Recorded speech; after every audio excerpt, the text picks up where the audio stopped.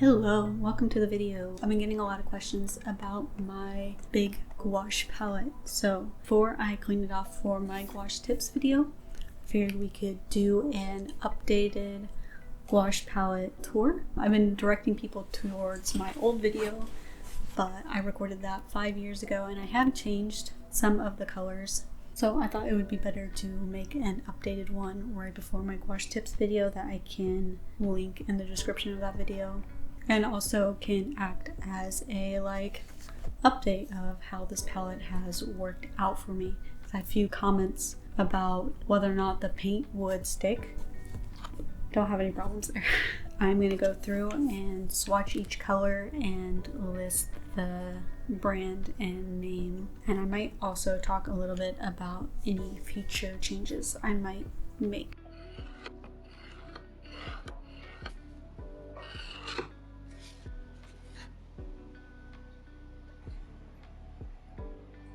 Okay, got you all set up now. I've had water soaking in the palette while I gather all the paints and everything, so it should be pretty creamy and ready to work with. Got my swatch sheet here. Hopefully it makes sense as I go through it. I have a lot of little colors off to the side and whatnot. Tried to make it make sense where I could, and I thought not much had changed, but I went back and looked at my other video and I actually have made quite a few replacements so far. It's still mostly Arteza, but I have a few colors I'm actually getting low on now, which will probably be replaced before too long. So this first one is kind of weird. It's a mix of, I think it's Arteza sap green and emerald green or something. I don't really use this one. It's just basically a mid green for me to use for mixing. And basically what I've been doing with the paints is the colors that I use often, I obviously have been replacing, been mostly going Holbein and Da Vinci Artist Gouache. So switching out the colors I use the most often, or when I first got the Arteza gouache, I did a light fast test where I had swatches of the paint put in my window, and that was in Oklahoma, so it was pretty intense sun compared to here. And the colors that I didn't feel like did very well in that are also the ones I've prioritized replacing. Right, next is Arteza Viridian Green. I think at some point I must have also mixed some deep green into this because it's a little dark. I don't really use this color. I'm not a big fan of jewel tone colors. Put some water in that so you can see it's.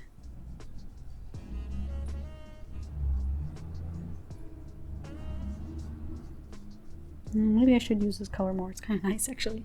And next we have Arteza Deep Green. I've been using this one a lot. I like that it's kind of almost like a warm green, so I should probably replace this one at some point. But I also like how dark it is. I've basically been using this instead of black where I can, and I think it's really nice. Next up is another half and half one. This is half pale green, which I don't really use, and then the other half is moss green, which I would probably ideally eventually just let take over this whole block. When I set up this palette, I didn't really use greens much when painting, and now I use a lot of greens. So this is the pale green from Arteza, and then the moss green here is, I love this color, is by Holbein. It's just a really nice green.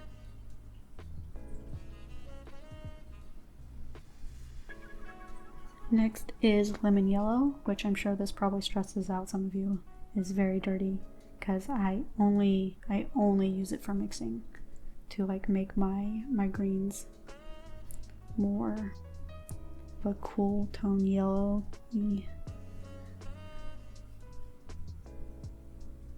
And this one is by Arteza as well. Arteza's lemon yellow. I'm sure after 5 years, because I'm still using the same paint they sent me forever ago, that some of the colors have changed and whether it's the recipe or the names, but I'm just gonna show or say the name that I have on my tube. So just know that might be different. Next is, this is Arteza's medium yellow, mid yellow. I really like this yellow. It's a nice warm yellow.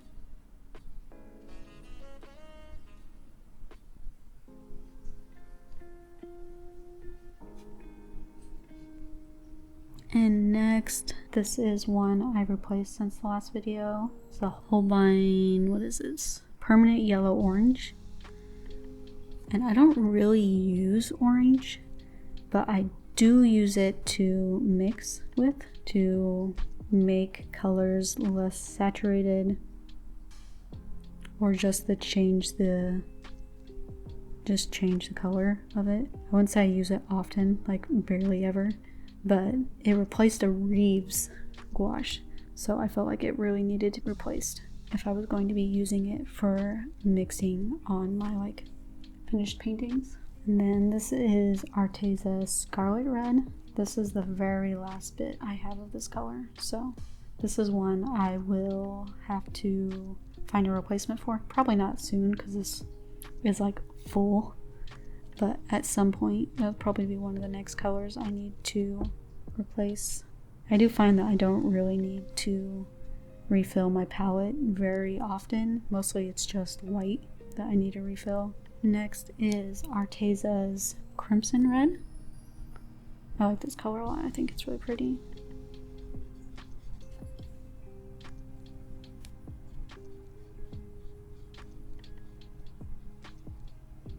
I like to take this red and mix it with just a little bit of burnt umber, and it makes a really nice dark red.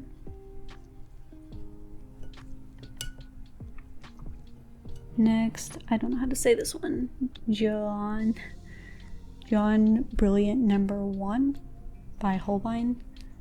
Got this one to replace the Arteza Peach Tint is what I think it used to be called, but it was one of the colors in my light fast test that almost like completely faded, so I replaced that one with this one by Holbein. So this is number 1. I think they have a number 2 which is not vegan though, so just a heads up on that.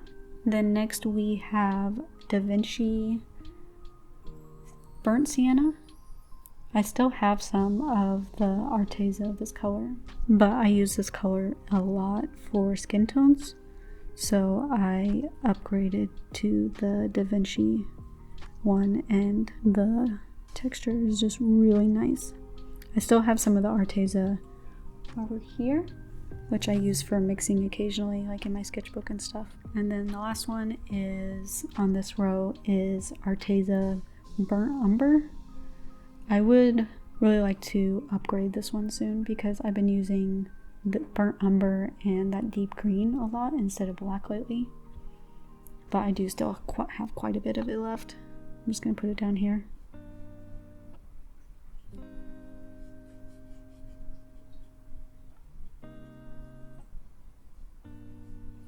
Okay, moving on to the next row. Well, actually, we're going to start over here first, and I'll try very hard not to smudge those. But first we have Arteza Noir. It's their black. And this is my last bit of this color as well, but I haven't really been using black very often, so I don't know if I really need to replace it or will need to replace it for a while. I'll probably wait a while on that. But it is a very nice, very pigmented black if you do use black. Next is Arteza's Gray, and for this one I usually actually have it 2 separate areas. I'll mix a darker gray and a lighter gray just like right in the palette in here, but for now we'll just do just standard gray. I also think that this is a nice gray. It's a very neutral gray.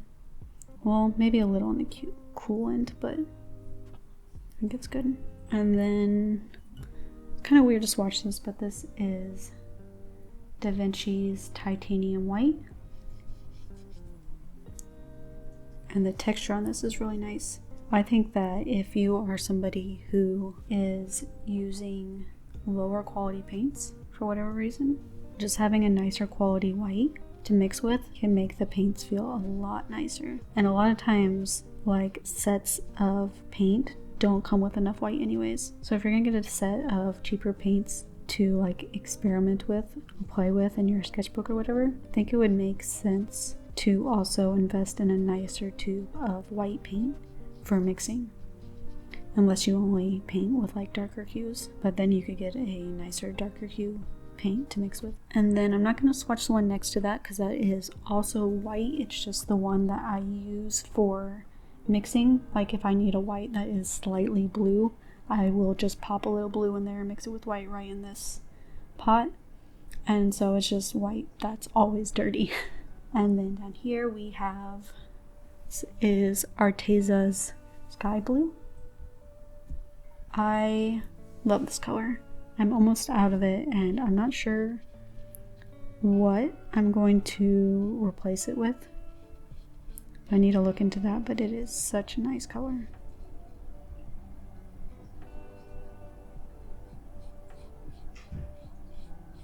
Next here I have Ash Blue. This is a newer one. It doesn't even have a spot yet, but I will probably eventually replace one of my blues with this color. I really like it.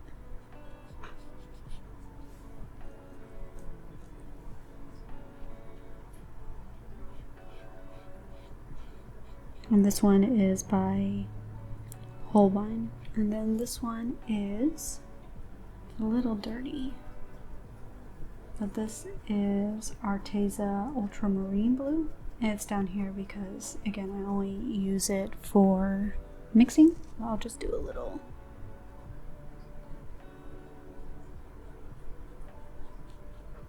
Okay, next in the row is this Cerulean Blue. It's very bright and nice, and this is by Arteza. I have more of it down there for mixing as well, but I like to keep this without any other colors in it, trying to keep it more clean so I can keep this really nice, super saturated blue, because I tend to let my colors get really messy. I try to keep this one nice. Next to the Cerulean Blue is Prussian Blue by Arteza. This one's really pretty as well, but it's a little transparent, which can be really nice, but I like the color of it, so I tend to do a couple layers of it to really get it to be nice and dark and pretty. But I'll add a little bit more water to it here so you can see its transparency. Next to the Prussian Blue is I believe it's Arteza's Mauve Pale, which is a really nice classic purple. I don't really use this one very much anymore, but it is very nice. It's very pigmented. Then we have this Holbein Lilac. This was one of my brand new first upgrades when I set up this palette, and I still really like it. It's perfect for the way I paint skin tones to include this. Next to that is Arteza Rose. This is like a really nice saturated magenta. This one can also be a little transparent. I like to mix this with Scarlet Red to get really pretty reds, or it also looks really nice mixed with Burnt Sienna. Next to that is this really neon pink. It's Arteza's Peach Red, but it's like a opera rose color. This one is extremely not light fast, but it is very pretty. So when I use it, I tend to use it in my sketchbook. I like to sometimes mix it with skin tone colors and get these really nice, almost like neon skin tones. It also doesn't scan since it's fluorescent. For the last color on this row, we have, what is this called? It's Holbein Brilliant Pink. It's a really nice, just like light pink This was just a color I mixed really often, so it's nice to just have it ready to go. I'll just put this right here.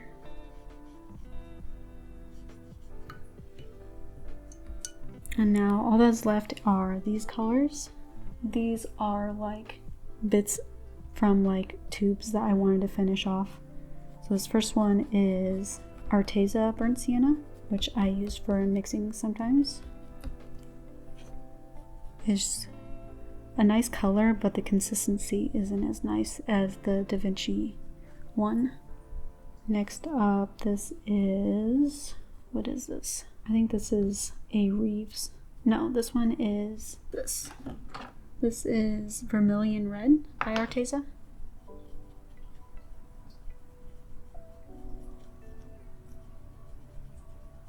And then the next one, I think, is the very last bits of the Reeves Orange that I put in my palette when I set this palette up originally. I don't really use orange, so I didn't have anything else to do with it. I just use this in my sketchbook occasionally.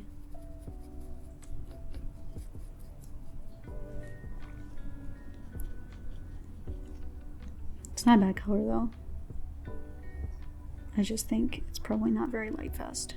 Next, this one is just a Arteza Yellow Ochre, I think. And for the most part, I don't really use this. I mainly just use the mid yellow, but it is a nice earthier color. And lastly, this is the last bit of my mid yellow from Arteza, which is the same color as here. And there we go. I will leave this for a second to dry before I show it to you. But yeah, this is my palette. As you can see, I tend to mix colors in their own little areas, as you would expect. This big one I use for my skin tones, and I absolutely use every chunk of space on the palette that I can to mix colors on. The toothpick is here for mixing up colors if they've gotten like weird. Forgot to mention it in the beginning, but the palette is the Blick folding palette box in the large size, which I just ordered from Dick Blick, and it's like, I think it's less than $10. But yeah, I think the next colors to be upgraded are going to be my Crimson Red, the Sky Blue, and maybe the Burnt Umber, if I get through enough of it so that it feels worth it, I guess. I also really looking forward to having a full pan of this moss green, which has been like my favorite color to work with lately. Got this one and the ash gray at the same time, and I love it. It is my favorite color of paint right now. I don't use these two at all, so I probably could swap it out, but I also don't use the sap green, so I feel like it makes more sense for it to go right there. Overall, I think the way I chose to set up the palette, because I was worried about where I picked to put each of the colors, overall I'm pretty happy with where everything ended up. It makes a lot of sense for the way I paint, and it's been working pretty well. Okay, they are almost completely dry. A few spots are still wet, but for the most part it is dry, and this is how they look. So this is my palette of colors that I use. I'm sure if you see my art, you can pick out which colors I use the most. A good chunk of these colors are literally just for making adjustments, mixing. Pretty happy with where it is for now. I'm really big on making adjustments to this very slowly because paint is expensive. But I am definitely excited to upgrade my red soon. But yeah, there's that. I hope this video has been useful if you had questions about my palette recently, and if you're new here for some reason. I feel like this is a video that mostly my subscribers would be interested in, but if you are new here, I would really appreciate it if you would like to subscribe. Maybe check out some of my artwork that I have made with this palette, and I now we'll start working on the gouache tips video, and I won't have to feel so bad about cleaning. I think I'm actually going to try to use all of the paint left over my palette. Maybe I'll include that in one of my vlogs. But I think I'm going to try to use each one of these up instead of just wiping it off. The gouache tips video will be happening eventually, hopefully soon. Thank you so much for watching. Like the video if you liked it, and bye.